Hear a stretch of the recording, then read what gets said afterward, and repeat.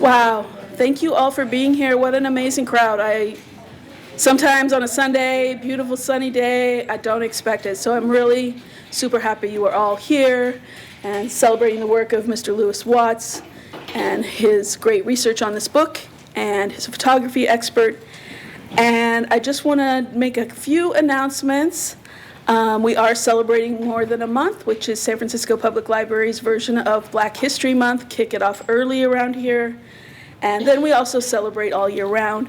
So anytime you're on our website, you can easily find, there's like ways to filter to certain programs. So if you're looking for programs on Black interest, you can filter to just that.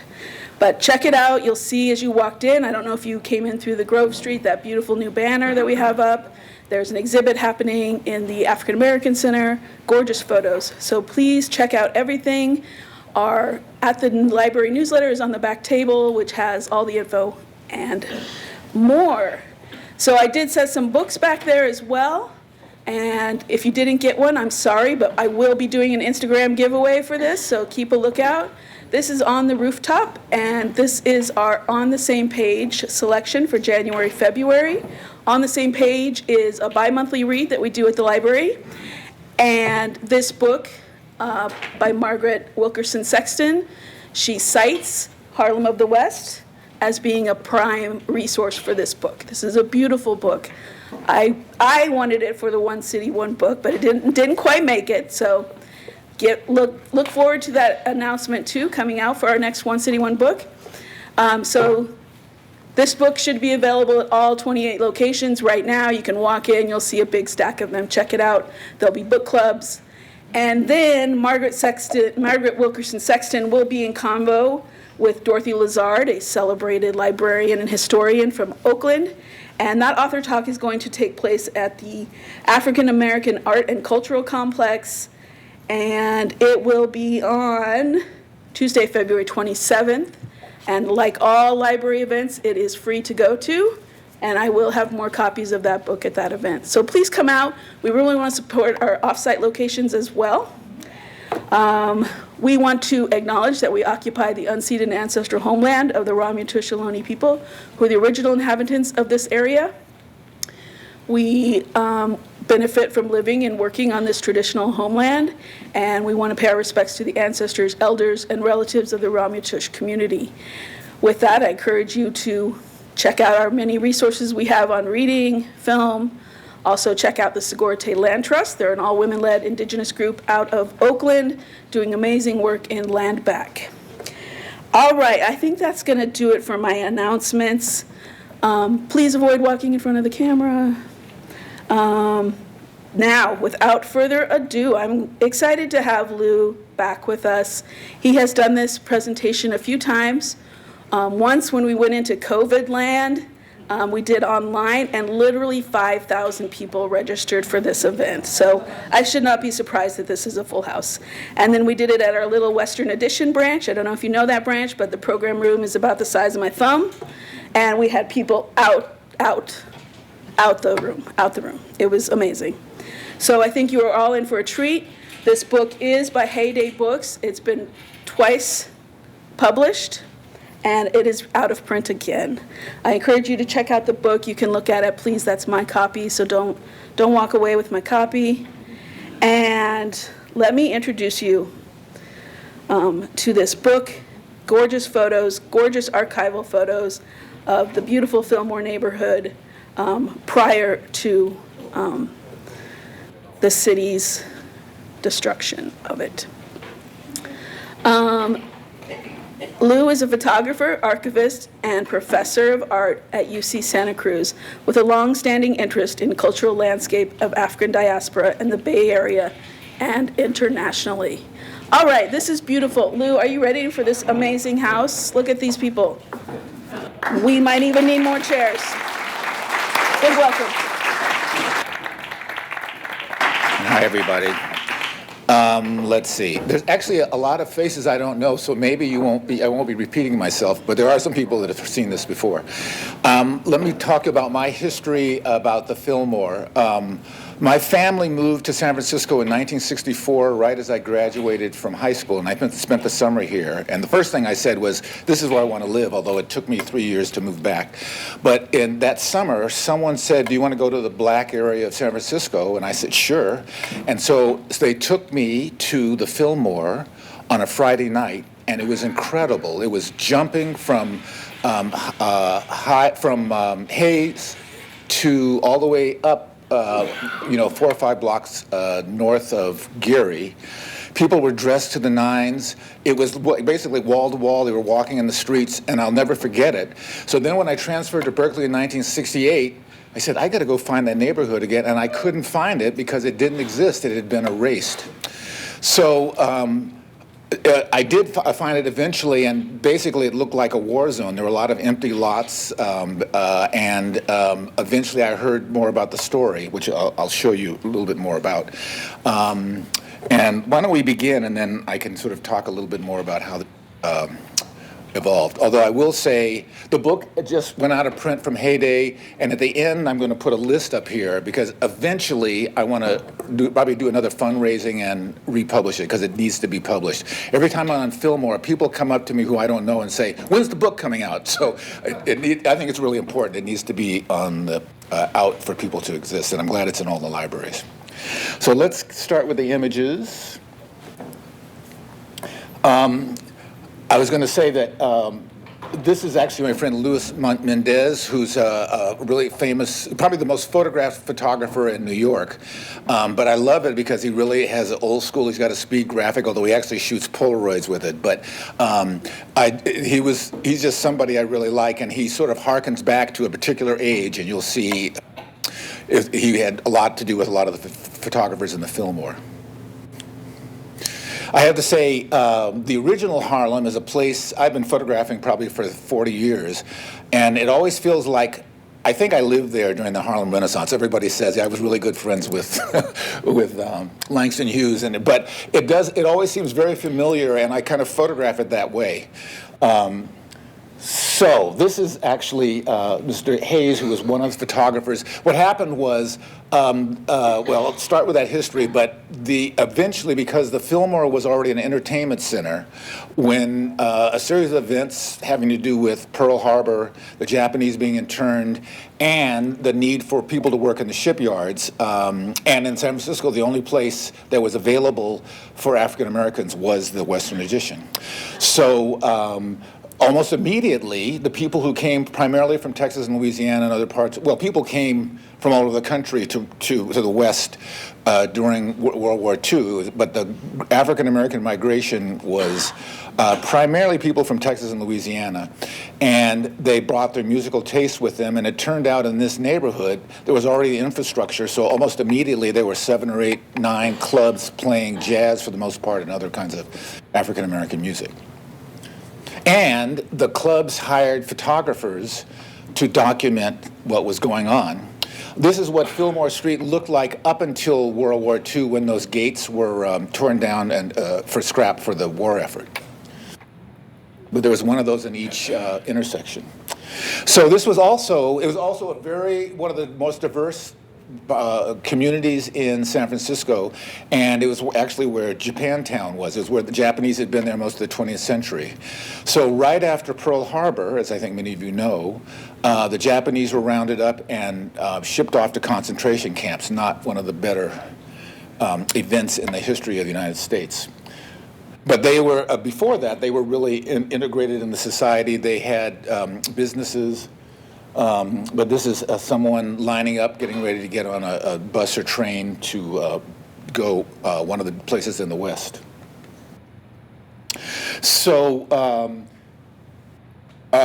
what happened was I think actually I got hired by, I think it was by an architectural firm, because there was some, I know it, well, the community was basically redeveloped away, and there was some effort to try to at least honor that past. And I think I got hired to try to find evidence of the past, because I kind of had hints that it existed, but basically there was nothing in the libraries. But and I think it was actually, well, a couple things that happened. But what happened was I had a chance. My friend Mildred Howard said, I want you to go to Red's Shine Parlor because you'll find it interesting. And she was doing a piece. She's a great artist who was doing a piece on shoe shine parlors. And I went in, and Red, who is that on the right, on the left, backwards, I walked in, and he had photographs of everybody that had passed through and people in the community. You can see here by the bar, and you see he's got pictures of Sitting Bull and Robert Kennedy and Bobby Freeman, who was a rhythm and blues star. And then there were also kind of all these jazz images, and I got really excited. I said, wow, this is amazing. Can I photograph your walls? And he said, absolutely not. He basically threw me out. And my co-author, who was working for Bill Graham, had the same thing happen. And what happened was he had really been messed over by the city, and he had to move 3 or 4 times. So the last thing he wanted was someone saying, oh, I can help what you're doing, and he wanted nothing to do with it. So it turns out Mildred's brother Billy was very good friends with him. He says, go back and tell him you know me. And I keep thinking I went back like in a couple of weeks, but I think it was 6 months or later. And so when I went back, he was gone and the walls were bare. And so then eventually, I was, God, I wonder what happened. I hope that work still exists. And so when I got hired to do this research, I was asking, what happened to the shoe shine parlor? And eventually I was across the street, and Reggie Pettis, who had the New Chicago Barber Shop, said, oh, they're in my back room. So it turns out in the African American community, barbershops, mortuaries, beauty parlors are the historians and the cultural archivists. And what happened was Red was also a little feisty because he had a stroke not too long after I'd seen him. He died, and I think the shop was empty for a little while. I think his son tried to run it, but the landlord came and was pulling things off the wall and was about to throw them out, and Reggie noticed what was going on, went across the street, and was able to rescue them. So they'd been sitting in his back room for 2 or 3 years. And unfortunately, he was excited as I was, and so that started first thing, it started just this process that I was able to use the photographs that he had for a report that was being done not the forerunner, with the thing that's after the redevelopment agency, because the redevelopment agency was actually closed probably for good. And I remember somebody who worked for the Guard Commission, I was looking at the images, and somebody said, you need to show these.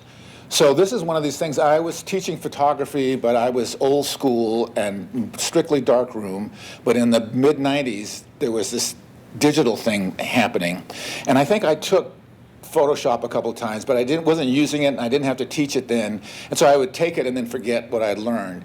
But I had some students who knew it. I was teaching in the architecture school at Berkeley, and actually architecture was the first people to do digital graphics. So I had some students that knew it, and whenever I needed something done, I would call on them. So I remember I called a student and said, can you help me with this? And he says, you need to do this yourself. So when I had something where I was invested in it, I learned Photoshopping. So what happened. I needed to have something with on the line, and that's how I learned to do digital rendering. This is actually a drawing of Red that was in that collection. And here's Reggie, who rescued the pictures. You can see he already had some of the photographs on his wall. So some of the pictures were not in really good shape, and this is something that I probably would not have been able to do pre-digital because I was actually able to restore them. It's pretty amazing. So that I was hooked in terms of that happening. The other thing is that this has happened since I've been doing this. I have a very good friend, Jules Allen, who's a photographer who's from here, but actually has been in New York for a long time. And I wanted to show him this work. So he looked at this photo. He was looking through the book, the first edition, and he stopped dead at this picture because it's a photograph of his father. As you can see, this spitting image. And this has happened a number of times where when we've shown the work, sometimes someone will say, oh, that's my auntie. So the kind of knowledge of who's in the photographs has grown. In fact, there may be somebody in the audience now that sees somebody they recognize. I hope so. So what happened was in that collection that Red had, and it turns out Red had inherited a number of the images that when the clubs were forced to close, a lot of them had collections. They gave them to Red because he was actually still in business, even though he had had to move. So that's what started, and what was incredible was it showed this history and kind of life. And the other thing that was interesting, I grew up in Seattle. I'm the son of parents who also came west from the South from the Great Migration. And so I kind of had there was the same thing in Seattle. The people came from the South and brought with them, and you could sort of see it on Jackson Street in different areas. So I was really interested in both something that was familiar and then things that were changed. There was always this interesting thing about getting your hair conked at a particular time. It went out of favor when naturals came in. This is Bicycle, who was a vaudevillian performer, although I think Flavor Flav and a couple of hip-hop people must have taken their aesthetic from him. But I think what's interesting about it, if you look at the movie posters, this looks like it's probably the late 40s, maybe around the Korea era, because of the films that are showing. So it's interesting that, because none of these were labeled, and eventually some people were able to identify them, but we were never quite always able to see. And then the other thing was, besides the clubs where musicians, would play, there was also this whole tradition of chorus girls, which is probably a throwback from another time. And this is actually, his name was Little Ed Lee. He was actually 6'4". Here's someone, there's a number of pictures of him, and you'll see.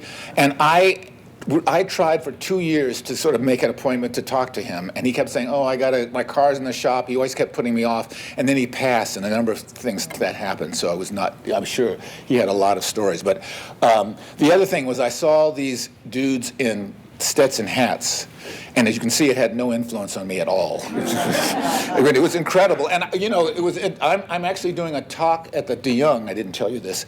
In a couple of weeks, they're having an exhibit that's opening on the 20th called Fashion in San Francisco, and so they wanted me to come and talk about fashion in the Fillmore. I know people told me if you were not dressed, you could not hit the street. It was actually really interesting, and that did change, but that was pretty amazing. So this is actually the Booker T. Washington Hotel, and I think this is in the early 50s. And what's interesting is you see Ella Fitzgerald over on the right, and I love she's got her gloves folded neatly on her purse. I love the rug that's in that, and then I love the dude with the Argyle socks to the left. But to her, next to her is Robert Lee, and next to him is Don Newcomb, who was a pitcher for the Brooklyn and Los Angeles Dodgers. And next to him is Joe the Jet Perry, who was a running back for the 49ers. So I think this was obviously a breakfast, I think it was, of famous, people in the Bay Area. So it's interesting, kind of both what the clues, visual clues that you see. And so after World War II, some of the Japanese moved back to the area, and it was always interesting to see because a lot of the houses were now occupied by African Americans. There were boarding houses and also private homes, and one of the questions was, how did the old and newcomers and the old residents get along? And I think there was some tension. In fact, a professor at UC, a playwright, wrote a play called After the War that was partly based on this photograph. And the idea was, here's a wedding party, a Japanese wedding party, and you can see that many of the people in the party are African Americans. So there were people connected, and it took a little while for people to adjust. But I love that picture because of what it shows.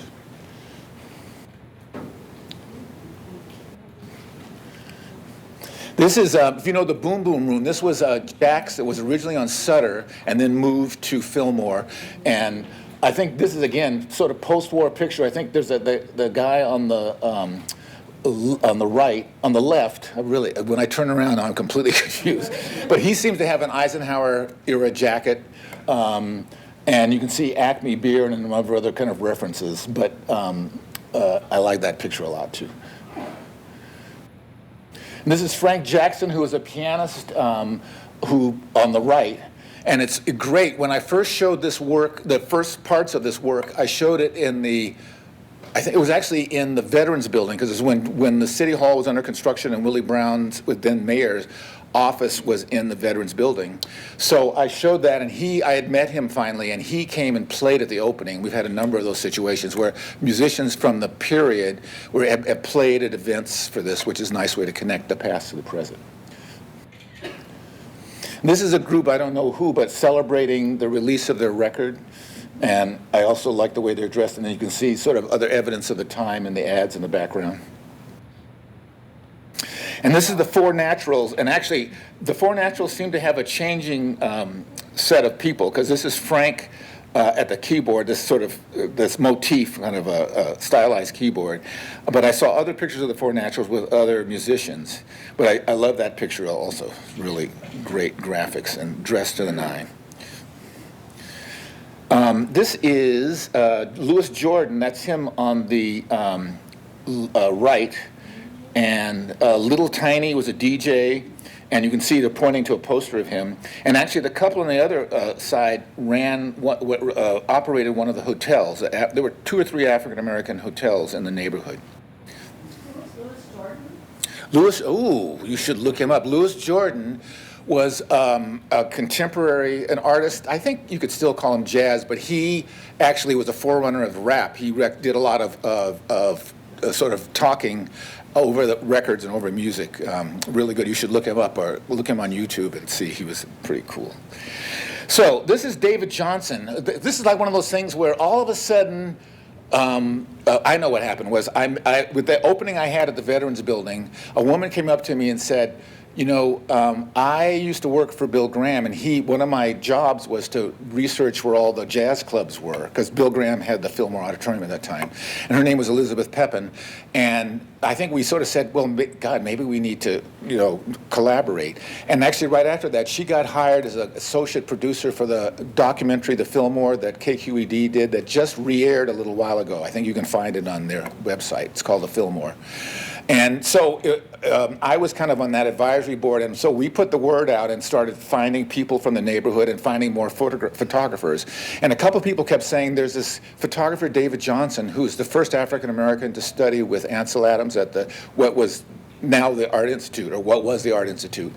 And I eventually got to meet him, and he's become a really good friend of mine. And this is actually the cover of a book he did that is actually in the Bancroft Library now, and he's in the Library of Congress and other people. But this is, I always take credit that I resuscitated his career, because he studied with Ansel Adams and then afterwards opened a photo studio in the Fillmore.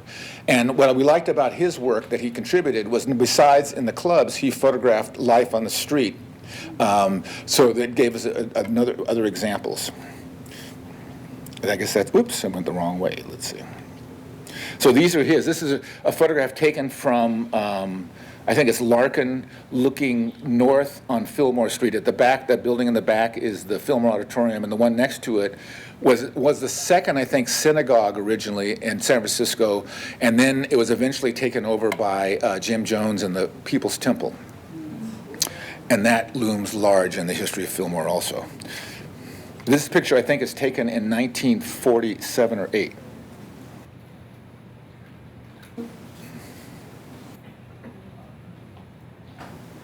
So, like I said, this is the record shop, or one of the record shops, and it says Bilbo is Dead, which was a rhythm and blues hit. And Bilbo was a senator from Mississippi, and when he died, some people celebrated.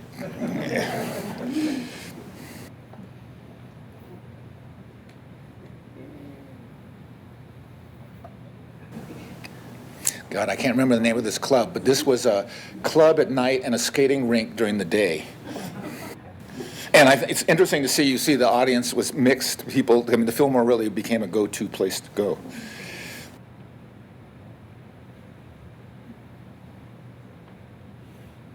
And here he is. He's actually 98 and he's sharper than I am. And this is Elizabeth and I at an opening. God, I can't remember where this is, but it was a venue someplace. I'll have to remember. And here's a picture of Duke Ellington, charming ladies. I think this is at the Booker T. Washington Hotel also, but I love that picture.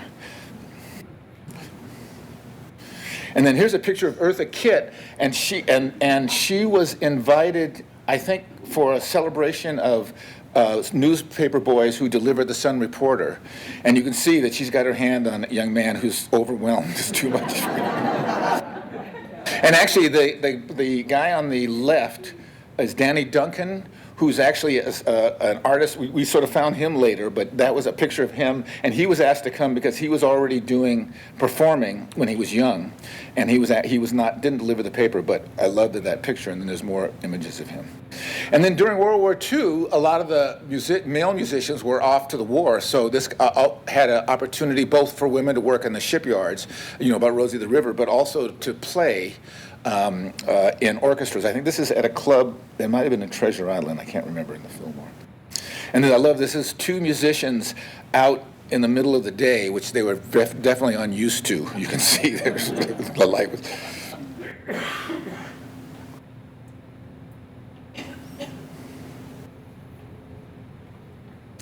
And again, this is Johnny Redman, who's had a collection and also had an orchestra during that time. And this was actually from his collection. I think he had sort of mounted a photograph in the... So the Gold Mirror was a club on Fillmore, and a woman, Leola King, actually eventually bought it. She had come from Texas, and eventually, and her father, who was a kind of entrepreneur, had moved up to the Fillmore, and so she came and she was able to purchase the Gold Mirror and change it to the Blue Mirror. And at one point, she was one of the most wealthy women in San Francisco. She did very well in a variety of different procedures. This is a picture of Louis Armstrong with his wife and a number of other people in the community inside the Blue Mirror. It was actually, I don't think they had a lot of live music, although here's a picture of the Mills brothers with their father singing in the Blue Mirror. And here's Edward G. Robinson signing autographs.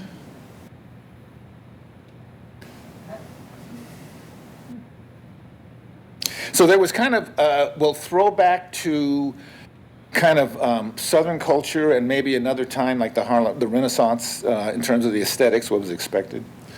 That's Leola II from the right.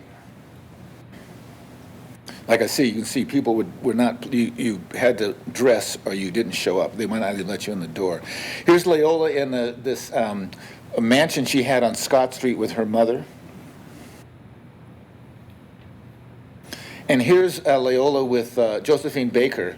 And Leola wanted me to erase the guy in between, but I didn't do it. She said she wanted the picture by herself. And when the book first came out, you all can take a look at this. This was published in 1996 by Chronicle Books.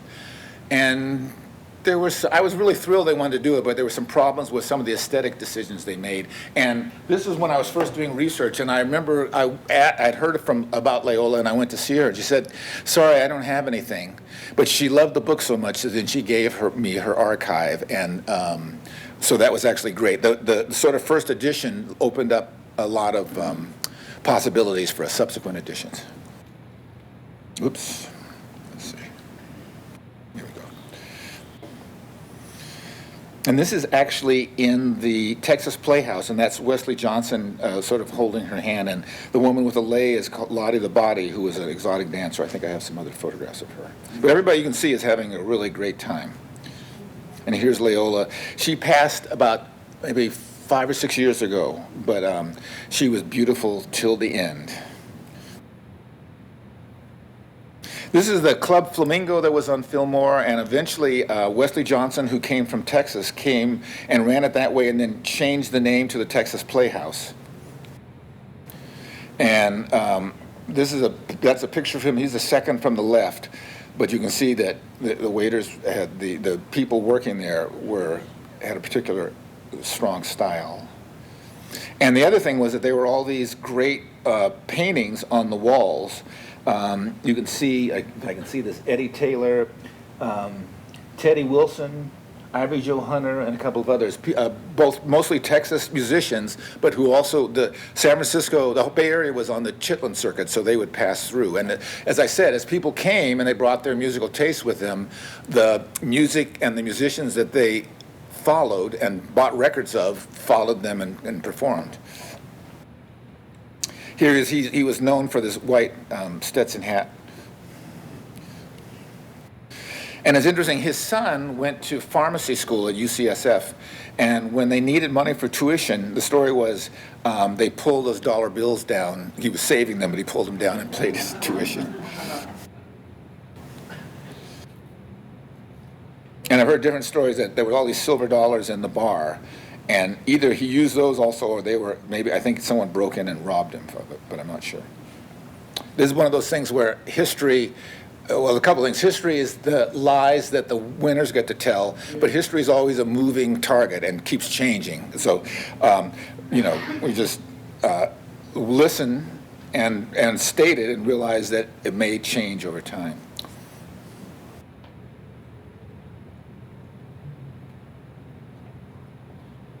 That's Louis Jordan. And actually, let's see, I can run down who this is. The person on the left is Charles Sullivan, and he actually, it's funny, the Fillmore Auditorium in the 30s was, black people couldn't even go to it, but eventually he was able to buy it, and it was a rhythm and blues venue, and he also kind of was a promoter who promoted a lot of jazz and rhythm and blues concerts west of the Mississippi. And he had the Fillmore, which is sort of the center. And next to him is Ralph J. Gleason. Next to him is Lionel Hampton. And I know the other two. One is the Jimmy Lyons, who started the Monterey Jazz Festival. And the other person is someone well known too. But my memory is a moving target. Like I said, I'm proof of that.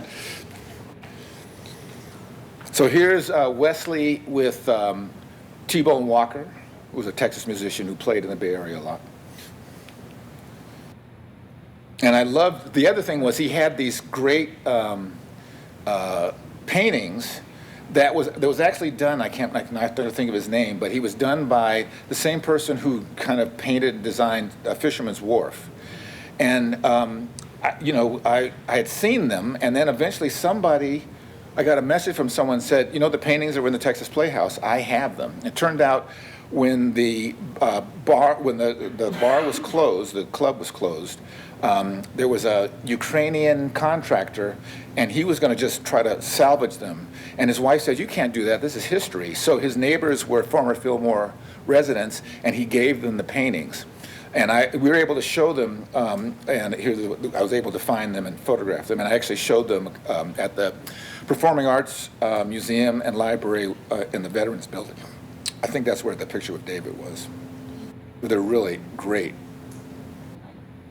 So it turns out this gentleman's niece, who's a writer, was able to saw the photograph and talked about his nephew, the guy on the left, how he lived in the East Bay, but he and his sweetheart would come to the Fillmore on Friday night and usually stay through the weekend and party because most of the clubs were open all night. So I love that idea that the photograph of the painting elicited more of a story. This is actually where the paintings were. Unfortunately, we've lost track of them. I think someone else in the family got them, and I'm not sure what happened to them, unfortunately. Sir, could you stay a little closer to them? Yes, okay. Okay, yes, please. If you can't hear, let me know. Is this better? Yes. Okay, good. So the Fillmore Auditorium was actually really well known as a rhythm and blues venue. It was like really important.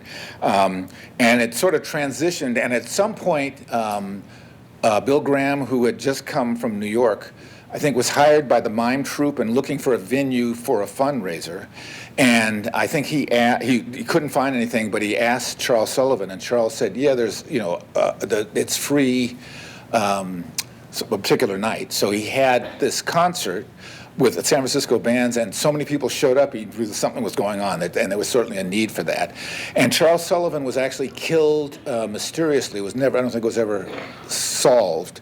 But I think Bill Graham was able to take over the Fillmore. There was some rumor that he had something to do with his death, but I don't think that's true. But that began then the sort of new modern era of the Fillmore.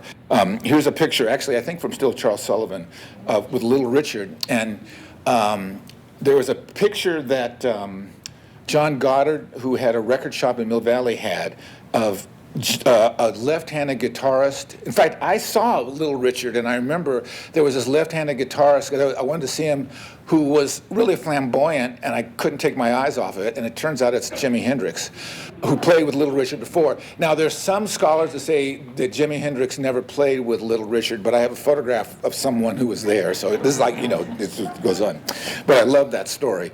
And Little Richard fired Jimi Hendrix for being too flamboyant, which I think is the height of irony. So Billie Holiday also spent a lot of time in the Fillmore. It's funny, there's fellows by the Burger King on Fillmore who I would talk to periodically, and they say Billie Holiday was so beautiful that when she walked by, no matter what kind of shape she was in, everybody's mouth would drop open. And so this is actually a photograph taken, I think, at the Monterey Jazz Festival, but I love that picture because when her Chihuahua died, she had the dog buried with the mink coat she was wearing, which is a great story. And then the other thing is, what I've been noticed, and I think it may have been even before this, that almost every photograph I've ever seen of her is completely different. She looks different in every photograph. So I've been collecting, I have about 80 or 90. You won't see all of them, but I'm going to show you a couple of those because this is sort of something coming from it. Here she is with Mel Torme. And then I was able to get a copy, at one point, get access to her passport, which I thought was really interesting. And you'll see just a few of from the sample.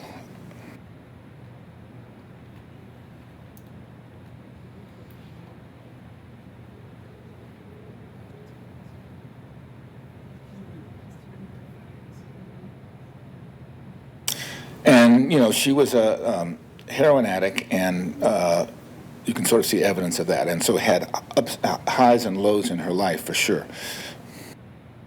And she was known for these gardenias. I think she did something where she messed up her hair, and someone suggested putting gardenias to hide it, and that became her trademark.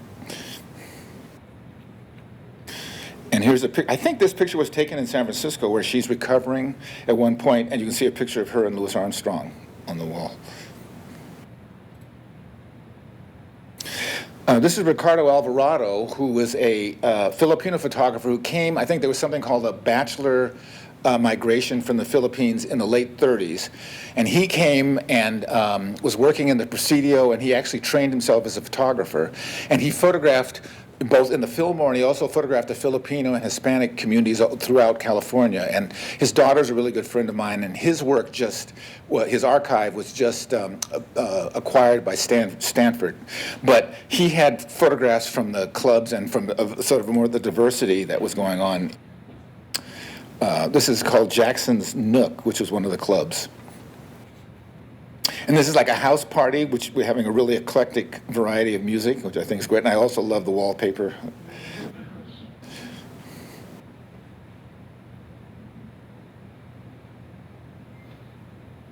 And here's a Thanksgiving dinner that he took in the Presidio, I think probably in the mid-50s. I thought that. And here's Eddie Alley. The Alley family were some musicians. Vernon Alley, I should have pictures of him, but he actually joined Lionel Hampton's band and became sort of traveled and didn't spend a lot of time in the Bay Area. But Eddie was a drummer who played in the Bay Area for most of the time. And so I got to meet him, and he shared some of his archives. And here's a picture of him. We were interviewing him, I think, for the film. And he's sort of going through, and here he is with his wife. And here's a picture of them. This was actually commemorating the integration of the Musicians Union. The Musicians Union in San Francisco didn't integrate till the mid-60s. Progressive San Francisco is sometimes not as progressive as its reputation. And then here's a great picture of them on their wedding day, taken in the late 30s. And found sort of interesting ads for some of the clubs. This was the New Orleans Swing Club, which is one of the... So interesting, that besides Texas Playhouse, that a lot of the people came from Louisiana brought references to where they came from. So Bob City has sort of a history that I think somebody, I can't remember who it was, somebody, one of the musicians tried to open a club, and it failed, but somebody else who actually had more business background kind of did it, and eventually at first it was like a hamburger place, and he had a room in the back with bass and rhythm section, and musicians sort of started showing up to jam after hours, and eventually that's kind of what it was. But at first it was on Sutter for many years, and then when redevelopment came, the building was moved to Fillmore, just 2 blocks north of Geary. And you can see this. This is the only color picture, actually, but this is a picture of the double exposure, unexposed, but a picture of this really intricate mural that was on the walls. And actually, it's funny. If people knew Marcus Books on Fillmore, it's really tiny, but in the pictures, it looks much bigger. And that's what Bob City turned into. So Steve Jackson, who was one of the local photographers, photographed extensively in Bob City, and I remember we found him, and we went to see him, Elizabeth and I did, and he said, "I'll show you my photographs, but you have to first try my home brew," which was, so I had a couple of drinks of that, and I'm not sure how well, it was pretty amazing, but you can see he has incredible, and I think what it shows you that there really was a go-to place for people from all over the Bay Area.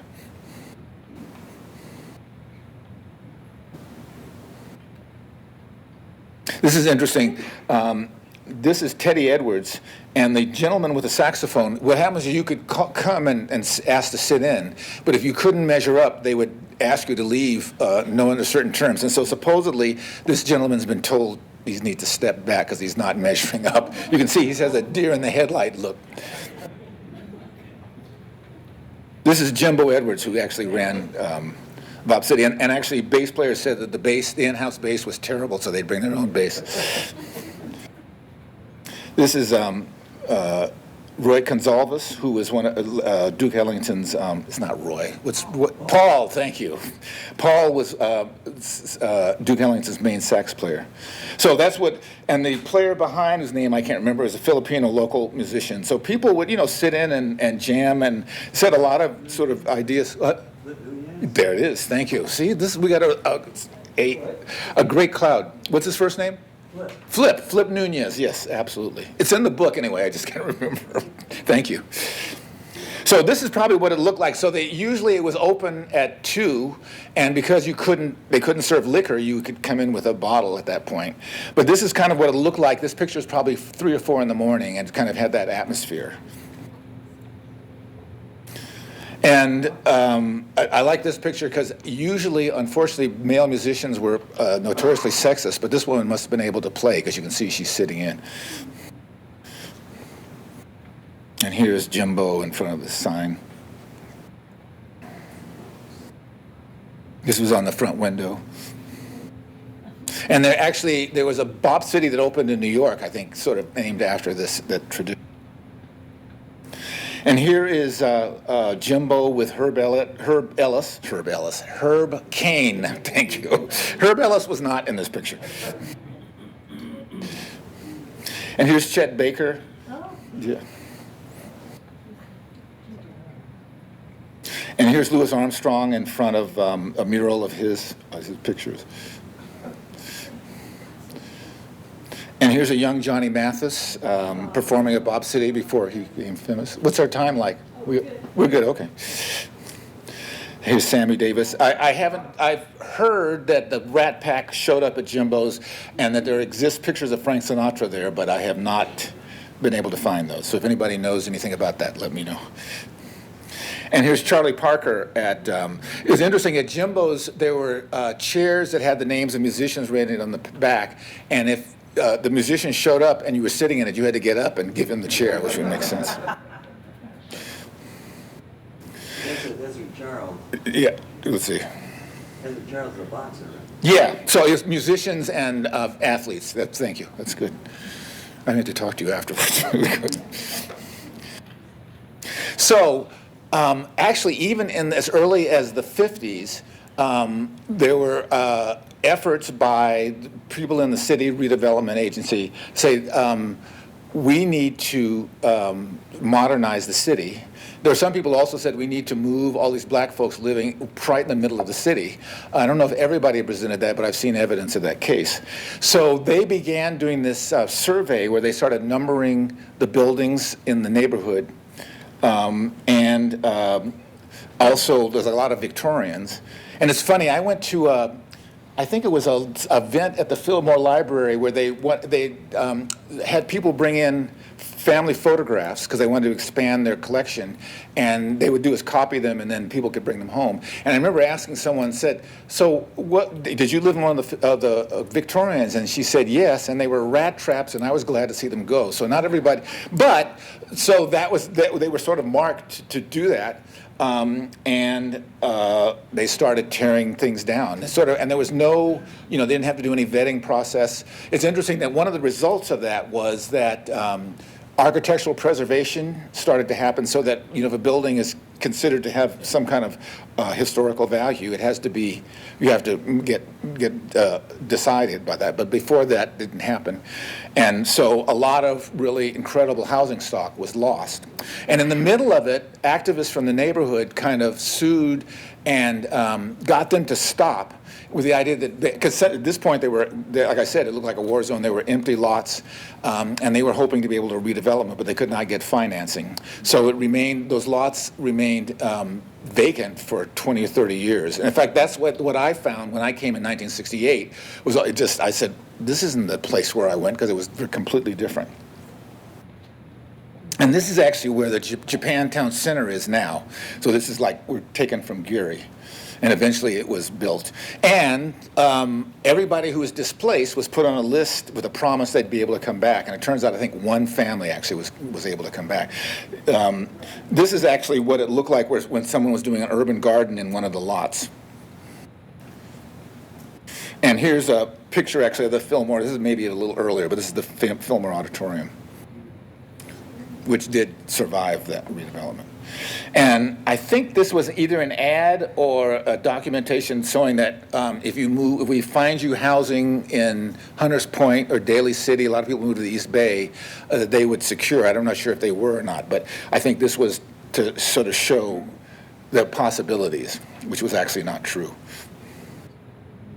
And one of the results was, after those people were displaced and didn't come back, the People's Temple was taken over by Jim Jones, and a lot of the offspring and some of the families that had been displaced were looking for kind of culture and a center, joined the church, and eventually he convinced them all to move to Guyana. And then when Paul Ryan came to sort of investigate kind of the abuse that they were going on, they supposedly committed suicide, but I think he basically forced them. So here's a photograph of some of the victims of that. And I think what's interesting about a series of kind of sets of oppression is the Japanese were interned, people were escaping the South and the segregation to come for this opportunity in the West, and then when they were erased from that community, this was the result. They were sort of vulnerable to being manipulated. Jackie Spear was in there. Yeah, yes. In fact, she was shot, I think, was injured, and he was killed, right. So this is John Handy, who actually grew up I think he grew up in Oakland, but he would come to the Fillmore to sort of develop his chops. He's still with us and has been real supportive of the book. This is an early picture of him. Here he is in front of one of the posters that was on Fillmore. We had a couple of installations we were able to do. And the first photograph that was on the cover of the first two editions of the book was a picture taken in Jimbo's, and on the left, you see that's John Handy. Next to him is Pointy Poindexter. Next to him is a young John Coltrane. In fact, I was able to give the book to both John Coltrane, his wife, Alice Coltrane, and his son, Ravi. And Alice said she'd never seen a picture of him that young as a musician, and Robbie said he wished he had the saxophone. So you would think there's different. And then Frank Fisher, who lives in Richmond near me, is still with us, and he actually just retired from performing a little while ago. But I always go see him periodically and see how he's doing, and he always has sort of great stories for me. So this is what the original Chronicle book, and they had this idea they wanted to do this tint, sepia tint, to sort of reference time. And the problem is I had just spent all this time restoring the photographs, and the sepia ended up wiping out a lot of the detail. And this is like one of those things where they said, we're thinking of doing it. I said, well, you show me before you do it. And the next thing I saw was the book. And so, it did 2 editions and sold a lot of copies. So, and opened up some other opportunities for some people that weren't in the book. But it was not my favorite version. So here's actually great. With a show that was at the Performing Arts Center at San Francisco, we were able to have John Handy, Frank Fisher, and a number of other musicians from the period to play, which I thought, again, was great, that it sort of things could circle back on itself. So besides sort of developing and expanding kind of collection and photographs that were used in the documentary, we were asked to use some of the layouts, and we were able to put them on Fillmore Street, which was good. They were there because at that point there were a lot of empty lots, and then it wasn't sort of things didn't start getting built till probably the late 80s. Maybe even more than that time. So it was interesting. I took this picture, but there was an older gentleman who I saw there, and I asked him, I said, so what do you think of this? And he said, I live not too far away from here, and I come every day because it reminds me of the best time of my life. That, when people came, there was full employment. My friend Dr. Dan Collins, who also came about that time, was a dentist and had an office on Sutter, said you could walk down the street with money bulging out of your pocket and no one would even look at you because people were doing that well. That changed, but I like that idea, and like I said, the people who this is really important to want to make sure the book still exists, and I think it's important for the young people all over for the Bay Area for people to know this. So this is Marcus Books, which I said got moved. What happened was in the middle, when they stopped tearing down the Victorians, and they made them start to move them. So this building was actually moved around the corner to Fillmore. And unfortunately, they lost their lease. They still have a bookstore in Oakland. But this is a picture of the wife of the founder. And we did a number of events there, too, which was great to commemorate his past. And there's still some evidence of the Fillmore. There's a Fillmore Jazz Festival, which I think they finally had one for the first time after COVID last summer, and I guess it's going to continue. And it's been great to go photograph because it references that past. This is Mel Simmons, who was one of the first people I met in the Fillmore, and he had a collection of photographs. And I sort of kept track with him, and he died a little while ago, and they had a great sort of celebration of his life at the the African American Art and Culture Center on Webster. And this is actually, I think this is a photograph at the Jazz Heritage Center, which was in one of the new buildings on Fillmore Street. So it's shown there a number of times, so I liked that it could show back in the neighborhood. And this is actually at the African American Library Museum in Los Angeles. So it's shown a number of places. It's also shown at the Bolinas Museum and a couple of other places in the Bay Area. And this was 1300, which is a restaurant that was right at the corner of Fillmore, and it was right next to the Jazz Heritage Center. Yeah, Post, yes. And they had a number of photographs from both the book and other sources on the walls. Unfortunately, it's also closed. So I was going to just show you a kind of related project that I'm working on now to sort of, I guess, have you check out my archival bona fides. I'm not sure. This is actually a photograph of Wesley Johnson and Billie Holiday in the Fillmore, but on the poster in the back is a picture of Tapper's Inn, which was a club in Richmond. And I've just been commissioned to do a public arts project in Shills Reed Park, which is in North Richmond. North Richmond is a neighborhood that a lot of people from Texas and Louisiana settled in the East Bay there, and there's a whole tradition. In Oakland and Richmond, we're primarily more blues than jazz. I'm not sure if that was the sort of agricultural, agrarian background of a lot of the people, but there's been a park there for a while, and they've just gotten some money to make an amphitheater, outdoor performing center, and so I and my friend Ray Holbert have been hired to collect photographs of entertainment. Many sports stars came from the neighborhood. So I was just going to show you. So here's this is that poster of the Tapper's Inn that's in Richmond. It sort of connects, and certainly this is all going on at the same time as the Fillmore. Let's see. So the other thing is the strong Louisiana background. It's interesting. I got this at our Hooley Records, and supposedly Chris Strockwitz kind of knew about Clifton Chenier, and Clifton Chenier would come to play in Richmond because that's where a lot of people, Cajuns, were in that neighborhood. And I think he was able to sign him, and Clifton Chenier sort of became an international world star. He may have even been before that, but I just love that. This is a poster of him playing at a play in Richmond. And there's still a strong kind of Zydeco tradition in Richmond. This is a young musician originally from Louisiana who's playing. So this is the Savoy Club. There was a club in Richmond. Here's Lightning Hopkins and L.C. Goodrock and Robbins. And Big Mama Mae Thornton, who played a lot in the Bay Area. Both of them came here a lot. And here's a picture of a collection of the Club Savoy. And this is Jimmy McCracklin, who is from that neighborhood. He's probably one of the best-known musicians. And this is like a ballroom. I can't remember the name, but you can see people were partying all over the Bay Area when they had the chance. And this is actually the Richmond Blues Festival.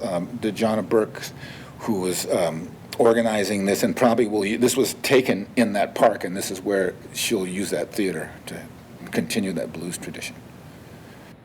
And this is kind of a mock-up. It's still in process, but the theater is going to have images on the back wall and then these panels at the top referencing both athletes, entertainers, and also the Richmond seashore, which also had a lot of the shipyards there converted to war effort, and that's what brought a lot of people west.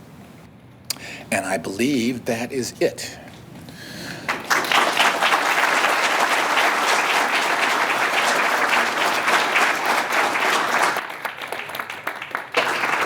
So, yeah, if anybody has any questions or comments or corrections. Okay. We got a hand. Wait for the mic. Wait. We want to hear everything. We want to hear everything. I don't want to miss a thing. Wait for the mic. Okay. There you go. I just wanted to say that I remember the Upper Fillmore in the late 60s, and the jazz clubs there. Yes. Minnie's Can Do Club was one. Nate's New Beginnings and The Scene. Okay. And yes. it was just, they were great days, and you could just go from one club to the other, and you could spend hours. It was a wonderful time. Mm-hmm. And it was open. I know a number of the beats hung out there, and gay people were welcome. They were not rejected. So it was, I think, partly because of the fact that people had just come, and there were certain places. What happened was, up until a certain point, black musicians couldn't stay in the like if they were playing at the downtown, they had to stay in the Fillmore, and that was partly how the after hours started. So it was kind of interesting, this dynamics. Anybody else? Yes. What about when was Geary broadened such that the neighborhood was cut in two? I think that was about simultaneous to the buildings being torn down, probably late 50s, early 60s. And that basically killed a lot of the businesses, because the idea was so people from the avenues could get to the city faster. But it really did, that was a main intersection, and really did a lot to sort of hurt the neighborhood.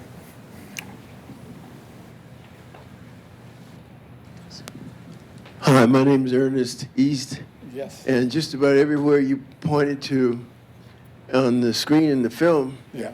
I lived at. Yes. I believe it, yes. And the Jimbo's Bop City, that was the place to go after hours Yeah. because everything pretty much shut down at 2 o'clock. Yeah. But when you're very young, you try to look hip, you know, Yes. by wearing a suit and a tie. Yeah. Some people look at you like you're weird. Well, where are you going, guy? You know, we're going to Bop City, man. Yeah. And then after Bop City, we'd go to Jack's Nook Yes. on Sutter Street. Right. For early morning jazz sunrises My goodness, at yeah. 6 o'clock, Yeah. 6 a.m. Isn't it true? You could go like Friday afternoon, Right. and just not Don't so have to go go one home. place to the other until Sunday night, and maybe later than that. It's incredible. Absolutely. Those were the days Yes. that were the most fun. You could walk down Fillmore Street, and it was like walking down Market Street. It was. Yes. At any time of night, you know. And I would like for you to sign the book, okay, for I'd that be happy to edition. do that. And we Okay. appreciate that. But we appreciate everybody who supports the music, the jazz, because it's one of the least supported art forms here, and not only here in San Francisco, but around the world. That's true. So if you get an opportunity, you hear with some jazz playing, go support it. Absolutely. Okay. I hear. Thank you. Okay. I'll be happy to sign, but I also want to talk to you a little later too. Okay. Thank you. Anybody else? Yep. In 1954, when I was in high school, I learned to do the bop. Did that dance come from Bop City? Ooh, that's a good question. I think Bop City came from bebop, which was a kind of later stage of Yeah. that many of the jazz traditionalists didn't like, but things kept changing. Ours was more rock and roll. Yeah, I think, but I think bop became like it was used in a lot of different ways. Yeah. Hey, Steve Anderson. I'm from Memphis, Tennessee, and we had something called Beale Street. Oh, of course, yes. So when I moved, I love B.B. King and all the blues there, jazz. But when I moved here 10 years ago, the first thing I asked people 10 years ago is, "Where's the Beale Street here?" And people was like, "There's not really a Beale Street here." But when I come here today and I hear about Fillmore Street, I was like, "Whoa, that's the Beale Street." It was absolutely. And yes. so I guess my question to you is, you mentioned one factor which was, homes being knocked down. What other factors changed that? Well, And what happened to? there was a critical mass of black folks, and they were not there anymore. Some of them didn't move. A lot of them moved on the outskirts of the Fillmore, the edges. But the Fillmore, all the things that were drawing people there were gone. The clubs were torn down. A lot of the houses. I would say 99% of the residents of the Fillmore had to vacate because the idea, at least in some minds, is they were going to modernize this older area. And they'd done the same thing in like downtown, closer to the water. So that was their sort of first effort of that, and that actually displaced a lot of people too. It was a Filipino community. But I think it's funny because I've been to Beale Street, and it's certainly it's still. And fortunately, they've been able to preserve it and its tradition, which did not happen here because it's probably had been there longer also. Yeah. Yes. I think I know. Do I know who you are? No. Okay. Good. Hi, I'm Alina Jones. I'm the daughter of the gentleman that was in the back talking about the book. It's wonderful to meet you in the Yes, flesh. absolutely. It is absolutely wonderful and such an honor. And I actually worked at Boom Boom Room, which was the original Jack's, John Lee Hooker's club that was that you had mentioned. And I had it because I'm from here, obviously, so I was born here. And it was always my bucket list to work at Boom Boom Room. And so I was there around 2005, 6 during college. And it just makes me so proud because the owner at the time, he made it mandatory that nothing changed. since John Lee Hooker owned it. Yeah. And, you know, the tufted Chesterfield seats and all of that, he had a special table in the front, right near the stage, that nobody could sit at, because that was John Lee Hooker's area. So I just feel so proud, like exponentially, listening to everything today, doing research. I'm doing a project right now. I'm a designer and a marketer, and I'm here with my mentor, who taught me everything. I know, and so I'm doing a logo that is inspired by Wesley Johnson, owner of the Texas Playhouse. And so it just makes me so incredibly proud, and I don't know why there's no, I've looked everywhere doing all the research and everything for this project. There's like nothing on the Fillmore. And this book is so incredibly important. I mean, I've searched high and low in the library and internet research and everything. So just thank you, curtsy to you for this incredible, important work. Thank you so much. Thank you. Yeah. Okay, yes. So there's a couple things going on now. As I said, this is the latest issue. This is done by Heyday. They actually did it right in the middle of COVID. They sold 2,000 copies, but I guess they lost money on it, and so it's out of print. So I've been really busy, but as I said, there's all, and my co-author, Elizabeth, moved to France. She left me with this. So at some point, I know ahead, I would like to raise some money and republish it. I have a couple people have expressed some interest in it. So I actually am going to leave this sheet of paper, and you're absolutely able to look at the books. But if you think you might be interested in me hitting on you a little later to sort of raise some funds, I would love to. I'll just give you that opportunity. I promise I'll just ask twice. Okay. But it's interesting how the book has, you can kind of look, and it might be interesting that, so when this went out of print from Chronicle, Steve helped us Steve Jones here, helped us redesign it. We were able to sort of reproduce it in color, and I'd gotten better at Photoshop, so the photographs are reproduced much better. And we kind of published it ourselves, and then Heyday saw it and took it over, and changed the cover. But I think, like I said, I know when I'm on Fillmore Street, all these people come up to me who I don't know, who say, "Motherfucker, when's that book coming out?" And so I do have to do it, and it's really important. And it's actually, I keep thinking, I'm done with this, but I won't ever be done with it. I'm doing a talk, like I said, at the DeYoung in a couple of weeks, and then one in the Berkeley Library in February, and this thing keeps happening. So there seems to be interest in this that continues, and I think it's a really important history. And it's a history that's significant internationally. People know about it. The book is sold very well in Europe and in Japan. So it is what it is. Any other questions at this point? Okay. Yes, we got these people. Yeah, I get emails from a guy named Mark Myers called Jazz Wax, and he was making available a documentary about Bop City. Oh, really? That a woman did, and he made it available only briefly, but I think if you can get on that website, he can make it available to you. I actually know who did that, and what happened was she didn't secure any. Yeah, it never went anywhere, right? Because she couldn't release it because she didn't have any permission, copyright for the music and everything, unfortunately. Mark has made it available. Oh, really? Ooh. Oh, really? Ooh. Is it called what's Jazz Wax? Okay, I'll try to remember. Thank you. What's your name? Lauren Mead. Hi, Lauren. Nice to meet you. Thank you for your help, too.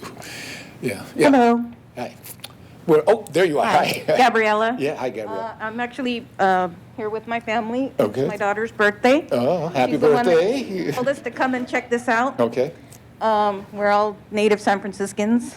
And I was wondering, as far as the work that you've done in terms of the research, are you working with the San Francisco Historical Society, or have you seen the PBS documentary on the Fillmore? I actually helped work on that, but Oh, I didn't. you did? Yeah. So and it's funny that they had it, and I guess something happened was the person who had it that they was no longer they didn't have rights to it or something. But I think that's been worked out. So because it just screened. Maybe about a month ago, and I think you can access it on PBS's web, their streaming thing. It's actually, it really is a great documentary. And it's probably why the book existed, because it yielded a lot of new information. Anybody else? Yes. On the back of that book, the black one there, you had a picture of the Fillmore Auditorium. Right. But the building looks different than the one on the corner of, was it Geary and Fillmore? Yeah. Well, I mean, it has this pediment and this big arch this one window. back here, and I think it's just a different angle, but it's brick. Oh, okay. I was looking at the building to the right of it with the big arch. That was People's Temple. Oh. Yes. Oh. Yeah. So that was, and in fact, that Was that demolished or? Yeah, I think it burned down or was demolished. Yeah. Oh, okay. Yeah. Not It has too long a big, after. big arch window. That one. Yeah. But this whole idea that when he took it over, a lot of people who didn't live anywhere in the neighborhood or nearby went because they really were looking, it really messed up a lot of people's life and connections. And so I think the church became a way to reconnect with this really not great life that they'd had. And I think it made some people really vulnerable. I know some people quit because they didn't like him, but a lot of people went to Guyana with him, and it was terrible, yeah.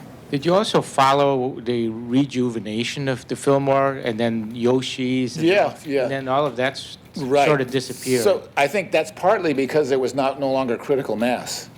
They did. Yoshi's, that building where 1300 was, they had a really nice restaurant, and then Yoshi's was there for a while, and there was a Jazz Heritage Center, which is kind of a way to reference the past, but because of not having enough support, Yoshi's didn't have enough support. I mean, Yoshi's almost went out of business because of that, because they lost a lot of money that's why they closed, and that's unfortunate, but that's what happens.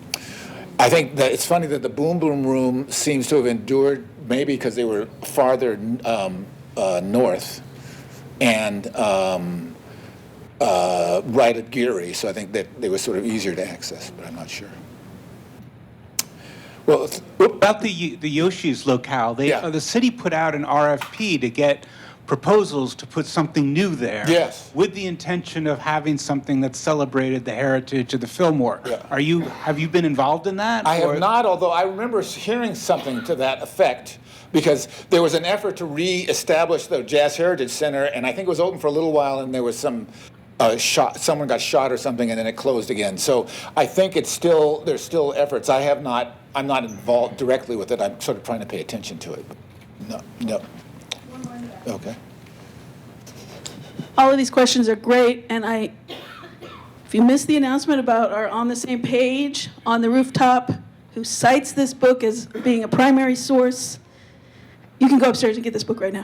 What I was going to do, I was going to recommend, I went and saw a talk of hers, the author, and the book I've read the book, it's really amazing. It's a great, it's a novel, but it sort of really does capture the feeling of the neighborhood. So if you have a chance to go see her and her talk, I'm going to be there. So that was it. Yes? Well, fortunately, I was able to be a part of several businesses that wanted to establish a business inside the Fillmore Heritage Center. Mm-hmm. But unfortunately, they had a funeral repast, and someone really did get shot, which I think people pretty much expect that to happen when you get a lot of young people around. That just might what happen. Mm-hmm.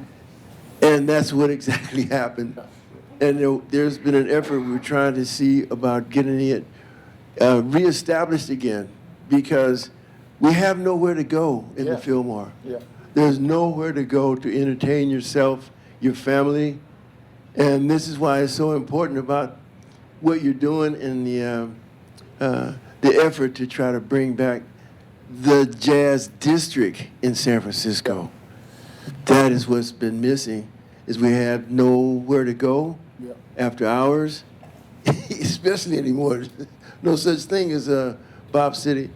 But I'd like to get in touch with you to let you know that I know the nephew of Jimbo. Okay. And his wife, had a suitcase full of cassettes, and you can hear people singing like Dinah Washington, Billie Holiday.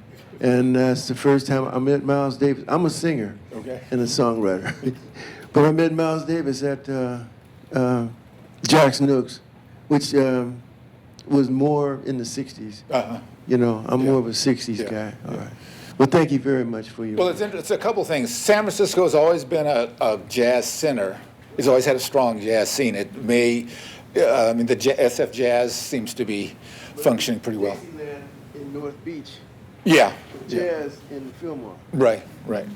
But the other thing about San Francisco is has a diminishing African American population. Every year it's been less because people can't afford to live here, unfortunately. All right, are we finished? Thank you. So please come up and sign. And thank you very much for your attendance, and you're welcome to look at the books.